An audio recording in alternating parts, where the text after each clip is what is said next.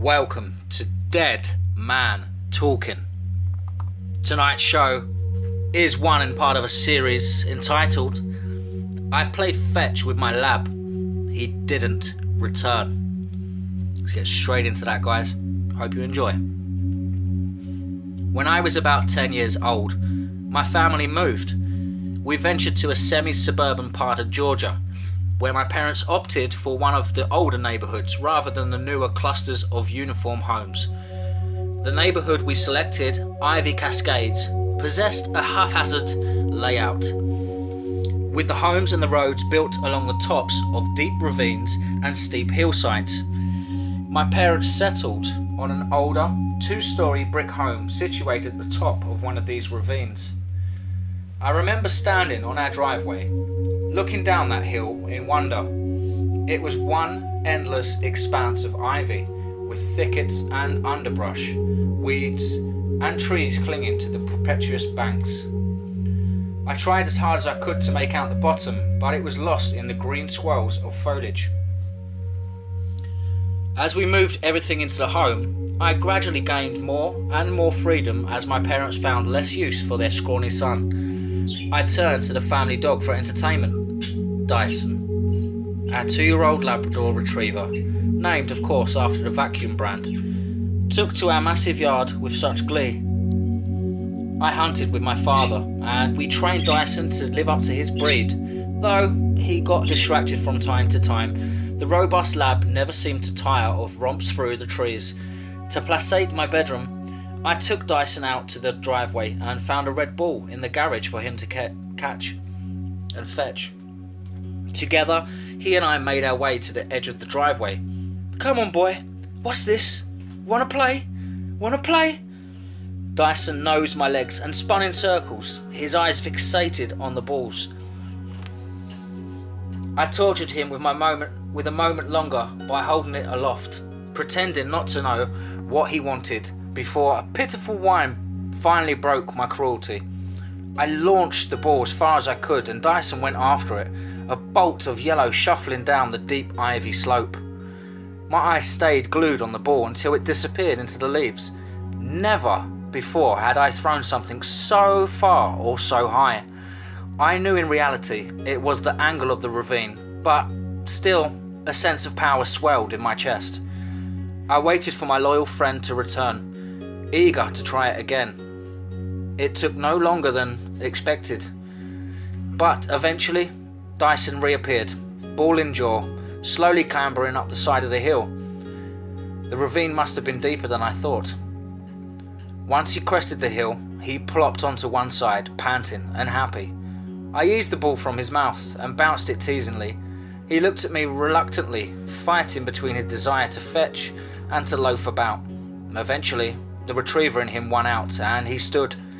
With glee, I whipped the ball hard and long into the green abyss, and Dyson followed. This time, I watched the dog rather than the ball. The lumbering, yellow animal had all the stealth of a bulldozer as he tromped down the ivy hill, but eventually, he was swallowed up once more. I sat at the edge of the driveway, kicking my feet and enjoying the Georgia sun on my shoulders. It took a couple of minutes longer this time, and until I heard the rustles of my faithful lab trundling up the ravine again. He looked tired, but happy. A long, pink tongue poked out to one side of the ball as he picked his way up and reached the top of the incline. I hugged him tight and spoke to him in a soppy voice, telling him what a good boy he was, in the way my father did when he retrieved a bird.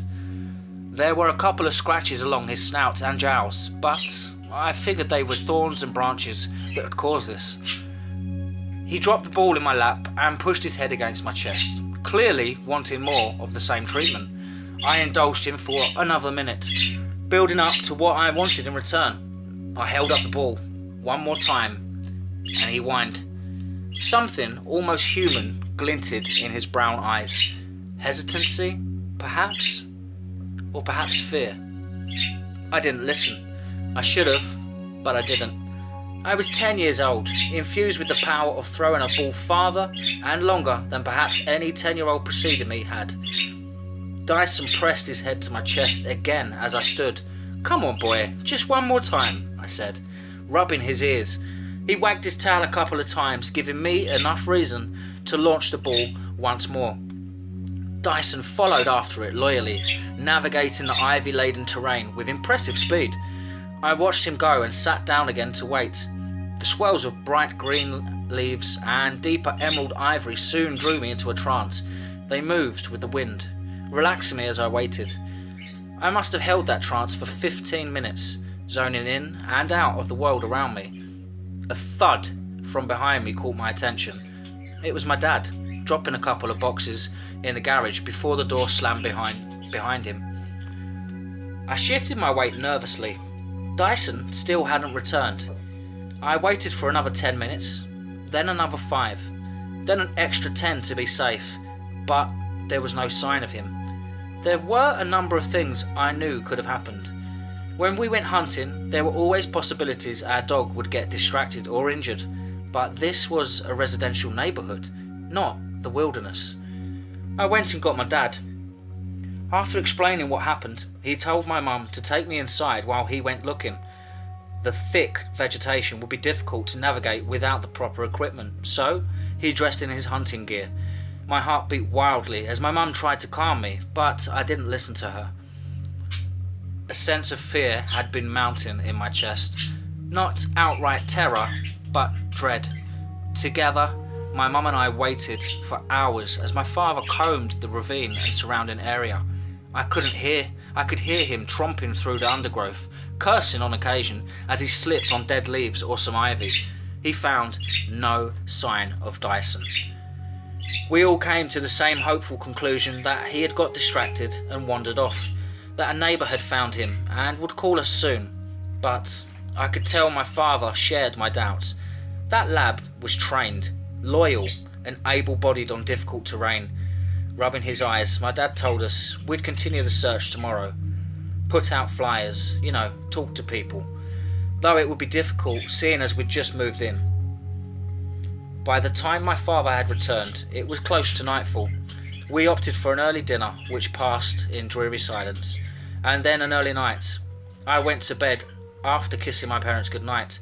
My dad held my back for a moment, reassuring me and telling me this wasn't my fault. I suppose he thought it helped, but even at my age, there was an awareness to these heavy situations where I knew some of the blame was mine. Sleep did not come. My bedroom, which sat at the back corner of the house with a big window overlooking the ravine, waved with leafy shadows. I watched them, falling into a similar trance as earlier that day. Hours passed this time, but I didn't care. The shadows were comforting in a way. Just an endless sea of leaves. I'm not sure when the scratching started, but I noticed it when my clock read 2:38. It was a feeble, pathetic sound emanating from the base of my door. It sounded very much like someone was digging at it from the other side. I shivered and leaned over my bed to lower my eyeline with the space beneath the door. I could just make out something black scrabbling at the wood flooring. It dug with ferocity. Gulping down my fear, I let my hope of Dyson's possible return guide me to the door. I slipped across the room, feeling the shadows accompanying my movements as I neared the door.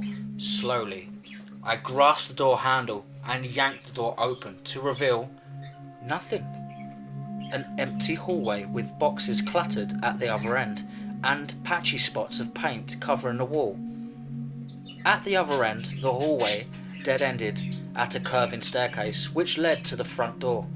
My thin chest was pulsing, and as I lingered in the doorway of my room for any sounds, part hope and part fear kept there, wanting it to be Dyson or for it to be nothing at all.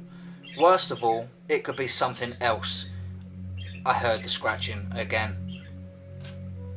It came from down the hall, from down the stairs outside the front door.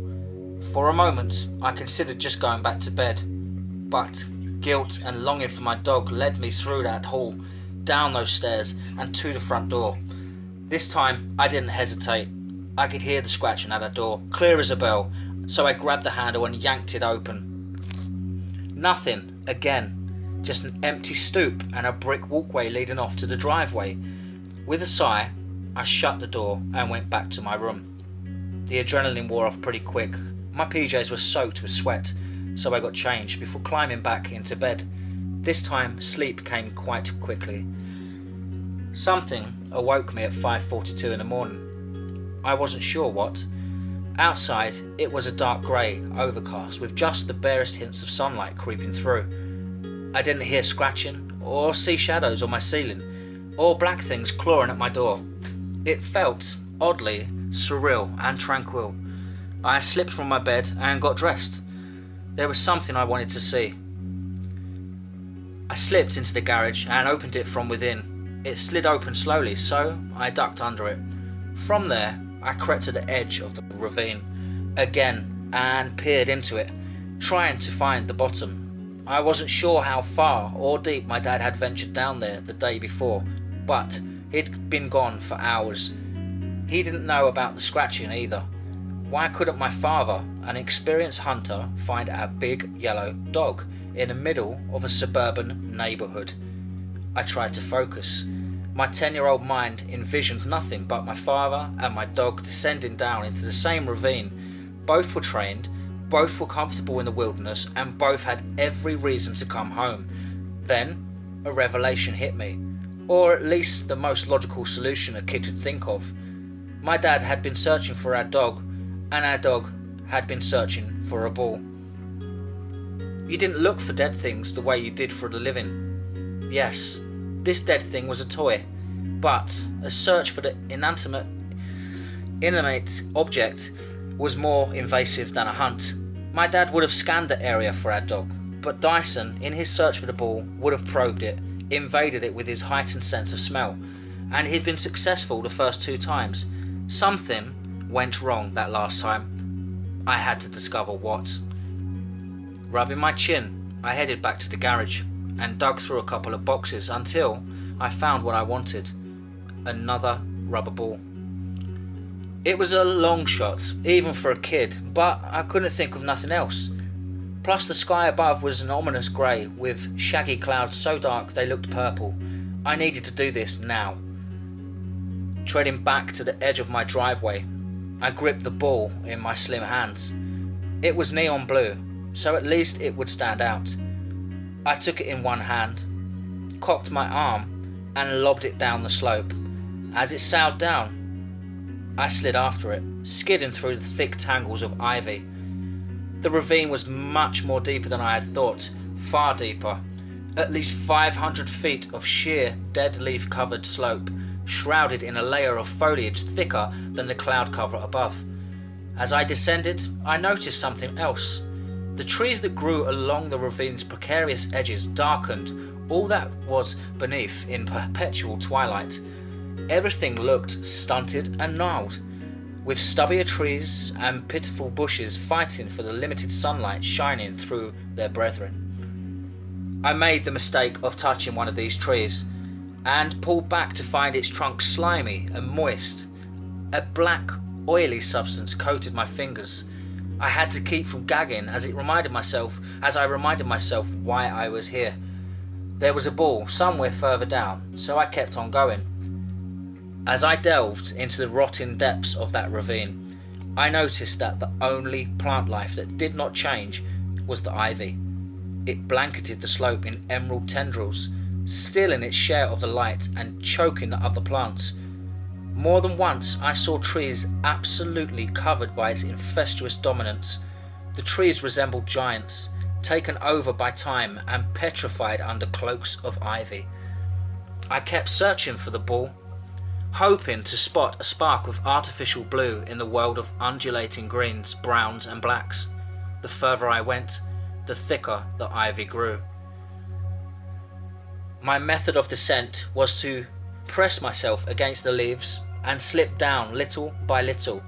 My left foot was extended in front of me and the right remained hitched to the side of the hill. I continued to slide, feeling my way around and trying to ignore the ivy giants hunched over me. About halfway down, my left foot hit a deadfall. Some leaves caked atop a cluster of roots, and it broke through before I realised I hit empty air.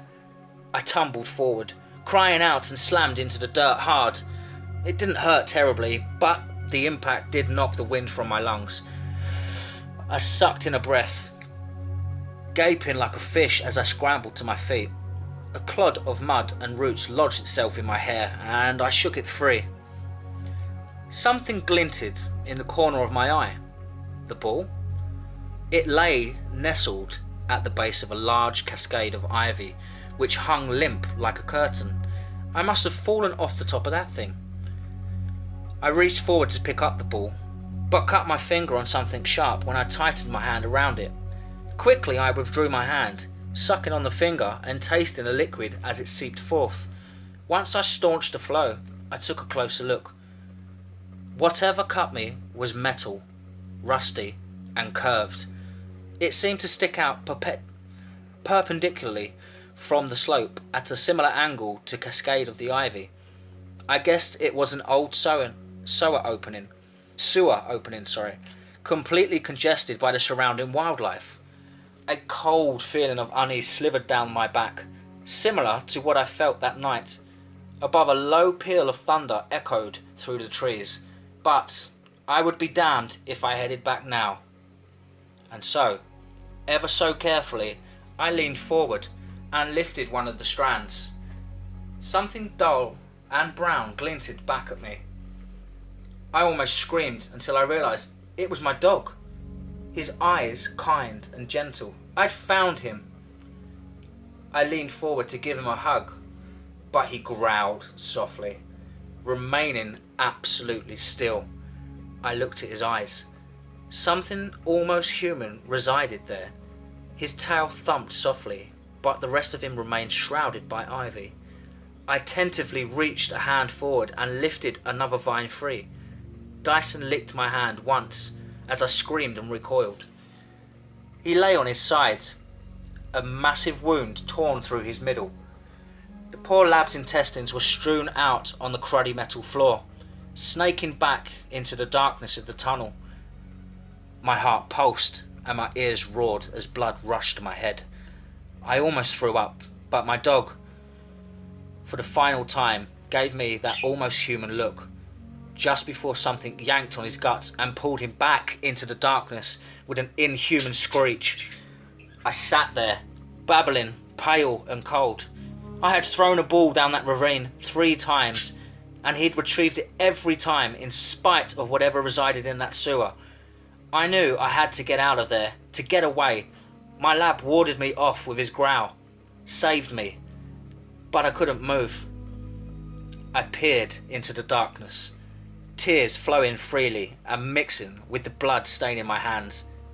Then something bounced forward, out of the darkness. It was a ball, a red ball. It was crusted in blood, and 2 words were smeared along the surface. Wanna play?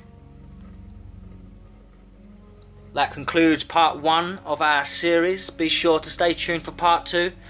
I hope you guys really enjoyed that one. Please do like, comment and subscribe. And remember folks, be safe, not sorry.